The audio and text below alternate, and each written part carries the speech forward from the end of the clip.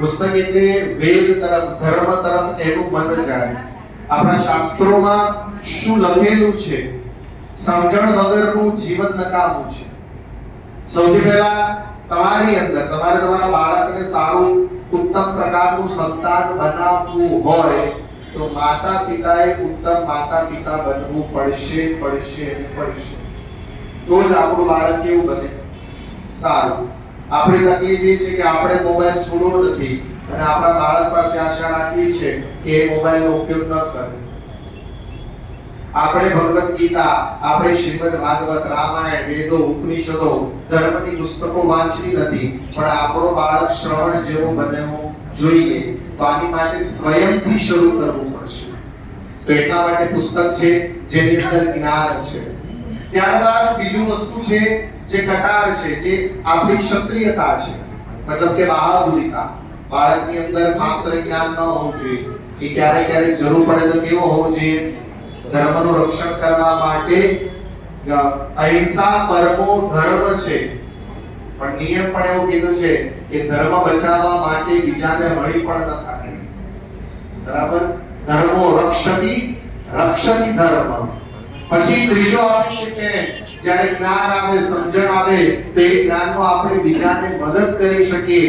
એટલા માટે પેન આપી છે કે આપણા જ્ઞાનનો આપણે લોકોને સમજાવીએ. અને ચોથું છે અર્થ એટલે પૈસા. આ સંસારમાં જીવવા માટે પૈસાની જરૂર છે. આપણા ચાર ધર્મ છે, ધર્મ, અર્થ, કામ અને મોક્ષ. એમાં પણ સંપત્તિ મૂકી છે, એમાં પણ મોક્ષ મૂક્યો છે, એમાં પણ કામ મૂક્યો છે, પણ આ બધું જ મર્યાદામાં રહે. પૈસા કમાવો, પૈસા કમાવાની ના નહીં, પણ માત્ર પૈસા ન કમાવો. ધર્મ કરો પણ માત્ર ધર્મ ન કરો. એક ભગવાનને પણ કહેવાનું, અમારો બાળક સારો ગુણવાન, સારો સંપત્તિવાન, સારો વિદ્યાવાન અને તમામ પ્રકારની અનુકૂળતા વાળો થાય એની માટે પ્રાર્થના કરવાની. હવે તમારા બાળકને કહેવાનું, બેટા તારે ભવિષ્યમાં શું બનવું છે એ આમાંથી તું જાતે ઉઠાવ. કોઈ સલાહ નહીં આપતા, શું કામ? બસ એની મરજી થાય, એની ઈચ્છા થાય એવું એનું ભવિષ્ય કરવું હોય એ ઉચકી શકે છે. ચલો બાળકો, તમારા મનમાં જે ઈચ્છા થાય એ પ્રમાણેનો સાધન ઉચકો.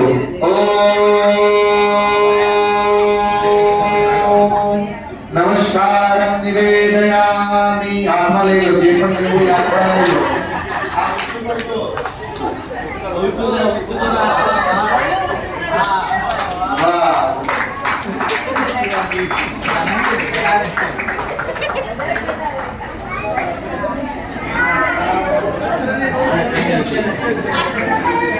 ધર્મને બચાવવા માટે શસ્ત્રની જરૂર છે. શાસ્ત્ર તો વેદ જ્ઞાન બહુ લખી ગયા, પણ શાસ્ત્રને ટકાવવા માટે શસ્ત્રની જરૂર છે. આ એક વિચારે કલમ લીધી કે હું મારામાં રહેલું જ્ઞાન દુનિયાને આપીશ. જો એ પુસ્તક એ વસ્તુના હાથમાં આપી દો, બાકી બધું સાઈડમાં જવા દો. જે એમણે લીધું છે એમના હાથમાં આપી દો. બસ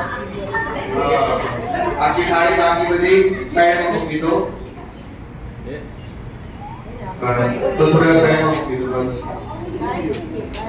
હવે બાળકને એક મંત્ર આપવાનું છે.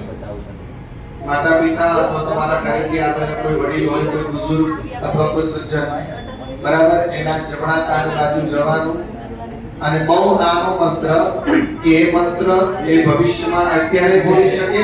ભાઈ કહું કઈ રીતે એ બહુ નાનો મંત્ર આપવાનો. તમે બહુ મોટો મંત્ર આપશો તો પાછો રોજ તમને પૂછશે, પપ્પા તમે શું કીધું?